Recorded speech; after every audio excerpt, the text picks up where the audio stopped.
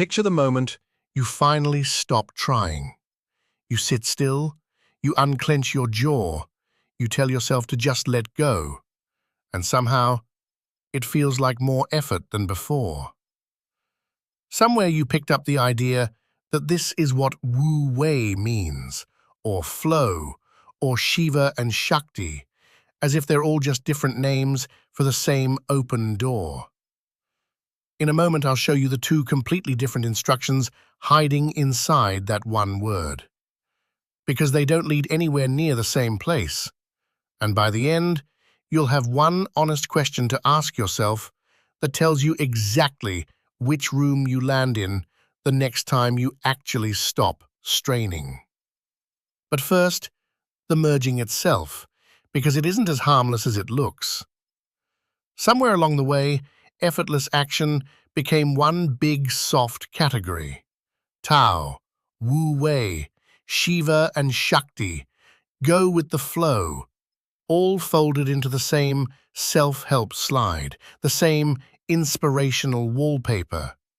It feels generous to merge them. It feels inclusive. It is also false. These are not two dialects of the same insight. They are two different instructions for what to do with yourself when you stop straining. And if you've been trying to practice effortless action and it still feels like work, there's a real chance you've been quietly practicing the wrong one. Which one have you been doing? Let's find out, because the answer might explain exactly why it hasn't worked. Start with Wu Wei, and start with Chuang, because he is precise about what he means. Inaction, in his sense, is not laziness, it is repose, and from repose comes the potential for action. Not a plan, a potential. He says, rest in inaction, and the world will be good of itself. Cast your slough, spit forth intelligence, ignore all differences, become one with the infinite. Notice what's missing from that instruction. There's no one left to feel proud of resting, no watcher enjoying the view. The self isn't managing the stillness, it's dissolving into it, the way salt dissolves into water and stops being a separate grain. That dissolving is the whole engine, and it goes further than you'd expect. Because Wu Wei doesn't stop it. Don't force it. Chuang pushes into the axis of Tao itself, the point where subjective and objective are both without their correlates, where this and that stop being two things. He calls it the place where positive and negative blend into an infinite one. Read that again slowly.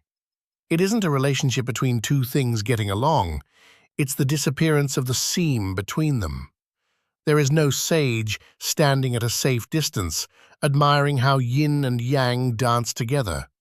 The dancer, the dance, and anyone who might have been watching, all folded into the same undivided thing. This is non-duality by dissolution. Now hold that picture, because the next one looks similar and isn't. Shiva-Shakti comes from a different family entirely, Tantric and Hindu non-dual thought, and it starts from the opposite move. Shiva is stillness, pure witnessing awareness. Shakti is the creative force, the movement, the dance. But here's the turn. Shiva never disappears into Shakti. He recognizes himself as Shakti. The polarity doesn't get erased into one featureless blur. It gets kept and enjoyed as a relationship. The stillness doesn't vanish into the dance. The stillness discovers it was dancing the whole time. That's not the same claim as Wu Wei. It's almost the opposite gesture wearing a similar outfit. And this is the part worth double-checking against the source texts yourself. Tantric cosmology deserves more care than one video segment can give it. Here's where the confusion actually costs you something. If you think you're practicing Wu Wei, but you're secretly trying to witness your life like a Shakti practitioner would, you'll feel like a failed spectator, watching yourself fail to dissolve over and over, exhausted by the watching. And if you think you're practicing Shiva-Shakti, but you're actually trying to vanish like a wu-wei sage, you become a ghost with no creative charge, passively waiting for a current that was never meant to replace you. William James described the shared symptom perfectly, even though he wasn't writing about either tradition directly. Conscious, forced effort towards surrender becomes an impossible fever and torment, making people twice the children of hell they were before.